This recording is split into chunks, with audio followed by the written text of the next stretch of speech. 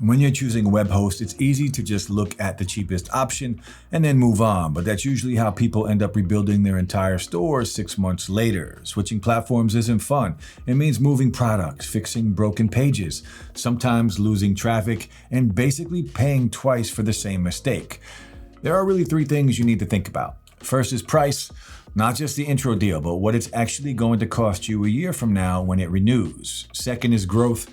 If you run a sale or your store starts getting more traffic, your site shouldn't randomly slow down right when sales are coming in. And third is control. If something stops working late at night or you want to tweak something, you shouldn't feel stuck or dependent on someone else to fix it. I've tried a bunch of different platforms, and a lot of them fall short in at least one of those areas.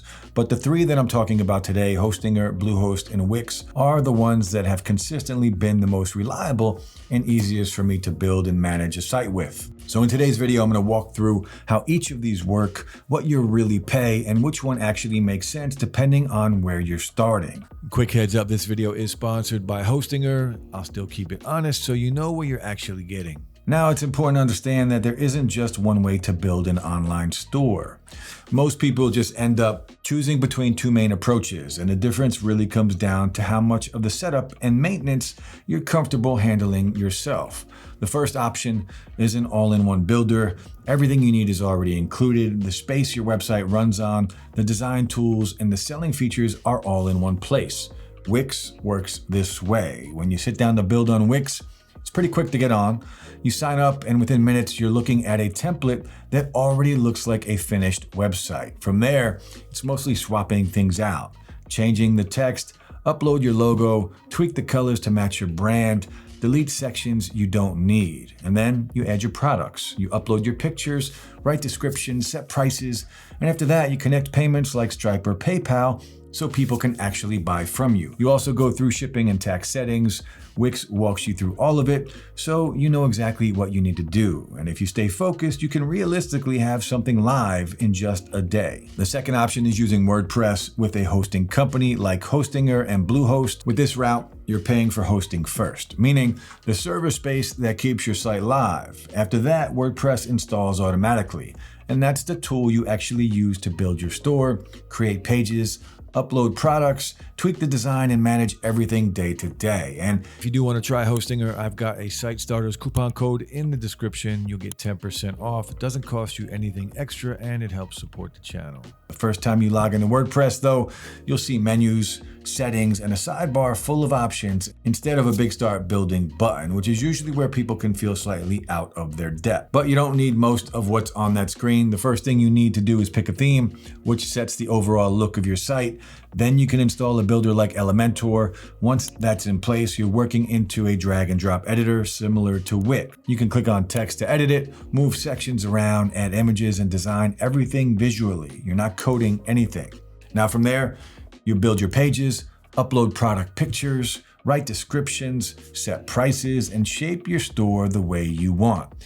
The difference is you're not limited to rearranging a fixed layout. You can structure things how you want instead of just adjusting what's already there.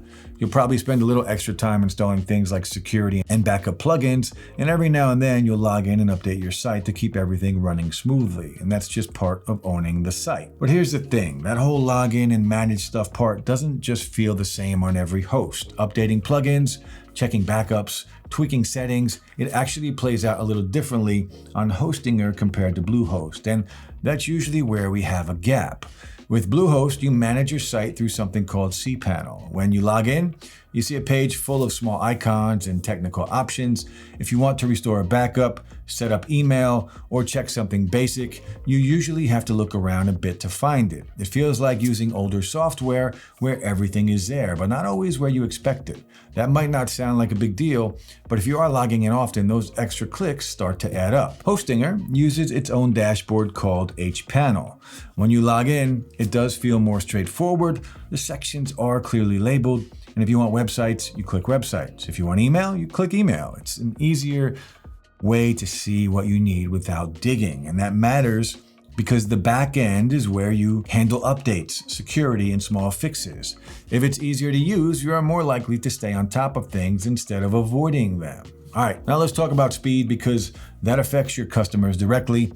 On Bluehost basic plans, when your store is small, it feels totally fine. But once you start adding more products, bigger images, and a few plugins, you might notice little slowdowns. You hit a save and it buffers for a second. A customer clicks on a product and it takes just a bit longer to load than you would like. And when someone is flipping through a few products, those tiny delays can be enough to make them bounce instead of buying. Hostinger runs on a newer server technology and faster storage by default. So in simple terms, pages load quicker and the dashboard responds faster. When someone clicks add to cart, it reacts immediately. When you update products, you are not waiting on the system to catch up. This matters because online stores live or die on speed and ease. A smoother backend means you manage your site faster. A faster front end means customers are less likely to leave. Over time, those little speed differences add up. You spend less time waiting around, and more people actually finish their checkout instead of dropping off halfway through. When you are looking at pricing, don't just look at the starting price and assume that's the full story. The real difference shows up in how each platform handles upgrades, renewals, and the features you'll eventually need. With Bluehost, it usually starts off cheap, which is why a lot of people go for it. But once that first term ends, the renewal can jump into that $11 to $20 a month range. Then, as your store grows and you want better backups or stronger security, you may have to move up to a higher plan. So the price slowly creeps up. The upside is you get phone support. If you're the kind of person who wants to call someone when something breaks late at night, that can feel reassuring. Wix is basically the don't make me think option. You pay more each month, but everything's handled for you. Hosting, updates, security, it's all in the background. It just works. The catch is that when you want to add something extra later, like product reviews or advanced features, you'll usually have to pay for an app. It's simple and stress-free, but you are paying for that simplicity. Hostinger feels more straightforward in a good way. Things like daily backups and built-in security are already included. So if something goes wrong, you're not scrambling or paying extra to fix it. And because it runs on WordPress, you're not being charged every time that you want to add a small feature. Support is live chat instead of phone, which might not feel as comforting if you prefer calling, but you still get help quickly while keeping your costs lower and your site fast. So which one actually fits you? Wix makes the most sense when you just want something that feels guided from start to finish. You don't really want to touch settings, deal with technical stuff, or think about what's happening behind the scenes. You want to upload products, hit publish, and move on with your day. It's built for that kind of simplicity. Bluehost sits in the middle. It gives you the flexibility of WordPress, but with the added comfort of being able to call someone if you hit a wall. And for a lot of beginners, that phone support alone lowers the stress. You get more control than an all-in-one builder, but with a safety net there if you need it. Hostinger is more for someone who's okay being a bit self-sufficient. You still get full control with WordPress, but instead of calling support, you'll be using live chat and guides when you need help. The dashboard is easier to figure out, and more essentials like backups and security are already included instead of being locked behind upgrades or add-ons. It's a better fit if you're comfortable learning as you go and care more about performance and keeping costs down than having someone walk you through every step. So yeah, that's basically the breakdown. It's not really about which one wins. It's about which one you'll still be happy with a few months from now. For me, that's why I lean towards Hostinger. If you are thinking the same, and if you do decide to try it, there's that discount waiting in the description so you're not paying full price. If this helped clear things up, hit like and subscribe for more comparisons like this. And if you've got a specific situation you're unsure about, drop it in the comments and I'll help you think it through.